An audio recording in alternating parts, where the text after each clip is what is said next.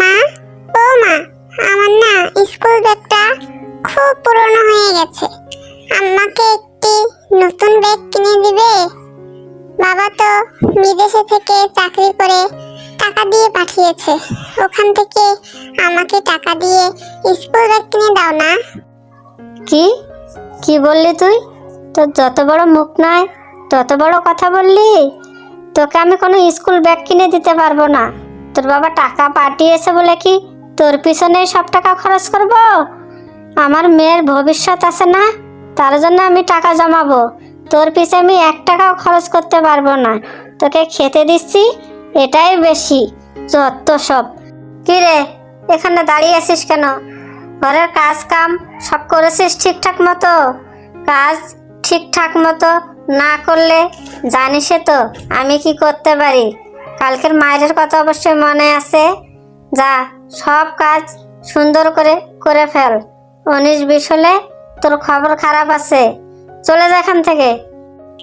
আপু, আপু, চলো না আমরা খেলা করতে যাই। তুমি সারাক্ষণ কাজ করো, আমার সাথে কখনো একটু খেলো না। চলো, এখন আমরা খেলতে যাব। না রে, আমার এখনো অনেক কাজ বাকি আছে। আমাকে কাপড় কাচতে হবে। তুই যা, খেলতে যা, আমি কাপড় কাচতে যাই। কাপড় কাচতে দেরি হলে মা আবার আমার সাথে রাগ করবে। তুই যা, খেলতে যা। সুখী, সুখী, কি রে মা সুখী, তোর মন খারাপ কেন? কি হয়েছে? মা, মা, আমি না খেলতে গিয়ে পড়ে গিয়েছি। আমি খুব ব্যথা পেয়েছি, তাই আমার মন খারাপ। ও, আমি বুঝতে পেরেছি। টুকি মনে হয় তোকে ফেলে দিয়ে ব্যথা দিয়েছে। না মা, না, টুকি আপুকে তুমি বকো না। টুকি আপু আমাকে কিচ্ছু করেনি, আমি নিজেই খেলতে খেলতে পড়ে গিয়েছিলাম। শোন সুখী, তুই চুপ করে থাক। আমি সব বুঝতে পেরেছি। এসব টুকিই করেছে। আজকে টুকির একদিন, নয়তো আমার একদিন। আজকে আমি টুকিকে দেখে নেব ও কেন তোমাকে ব্যথা দিল। তুই আমার সুখীকে মেরেছিস না, আজ তোর একদিন, নয়তো আমার একদিন। মা, আমাকে মেরো না। মা গো, মেরো না মা। মা, মা, তুমি আমাকে রেখে কোথায় চলে গেলে মা? আমার সৎ মা আমাকে প্রতিদিন মারে মা। বাড়ির সব কাম আমাকেই করতে হয়। তার চেয়ে ভালো তুমি আমাকে তোমার সঙ্গে নিয়ে যাও। আমি আর বাঁচতে চাই না মা।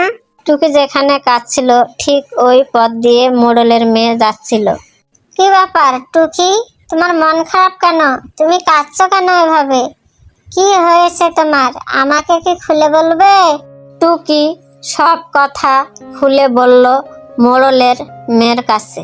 সব কথা শুনে মোড়লের মেয়ে তো খুবই অবাক, আর টুকিকে বলল, টুকি, চলো তুমি আমার সঙ্গে, তোমাদের বাড়িতে যাব, আর তোমার সৎমাকে আমি মজা দেখাবো। ভাবি, আমি আরো অনেক শুনেছি আপনি টুকির সঙ্গে খারাপ ব্যবহার করেন। আপনি সৎমা, তবুও তো আপনি একজন মা, তাই না? আপনার সন্তানকে আপনি যেভাবে আদর স্নেহ করেন, টুকিরও তো ঠিক ওই রকম আদর স্নেহ করা উচিত। ওর বাবা বিদেশে থাকে, আর টুকির মা মারা গেছে। সব দায়িত্ব তো আপনার কাছে দিয়েছে তার বাবা, তাই না? আর আপনি সুযোগে সদ্ব্যবহার করছেন। তবে একটা কথা শুনে রাখেন, আমিও মোড়লের মেয়ে।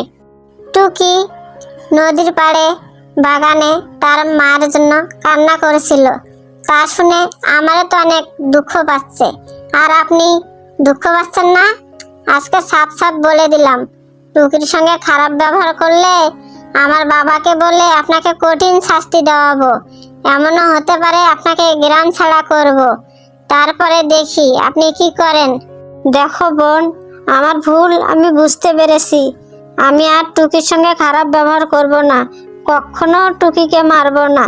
তবু তুমি আমাকে গ্রাম ছাড়া করো না। আমার ভুল হয়েছে, আমি আর কখনো টুকির সঙ্গে খারাপ ব্যবহার করব না। আমাকে ক্ষমা করে দাও। আমি টুকিকে আমার মেয়ের মতো করে আদর করব।